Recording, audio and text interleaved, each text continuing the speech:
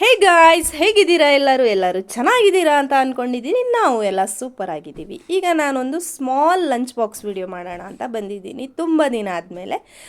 ಈಗ ನಾನು ಟಿಫನಿಗೆ ನೀರು ದೋಸೆ ಮಾಡಿದ್ದೆ. ನೀರು ದೋಸೆ ಮತ್ತು ತರಕಾರಿ ಸಾರು ಅದನ್ನೇ ಲಂಚಿಗೆ ಹಾಕ್ತಾಯಿದ್ದೀನಿ. ಅಂದರೆ ನಾನು ಇವರು ಮಕ್ಕಳು ರೈಸ್ ಎಲ್ಲ ಕೊಡೋದು ಅಷ್ಟು ಇಷ್ಟಪಡಲ್ಲ. ನಾನು ಟಿಫನಿಗೆ ಏನು ಮಾಡಿರ್ತೀನಿ ಅದನ್ನೇ ಲಂಚಿಗೂ ಹಾಕ್ತೀನಿ.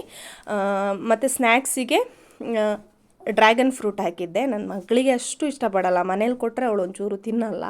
ಆದರೆ ಸ್ನ್ಯಾಕ್ಸಿಗೆ ಹಾಕಿದ್ರೆ ಅಲ್ಲಿ ತಿನ್ನಿಸ್ತಾರಲ್ಲ ಮ್ಯಾಮ್ಗಳು, ಹಂಗಾಗಿ ತಿಂತಾಳೆ ಸ್ವಲ್ಪ.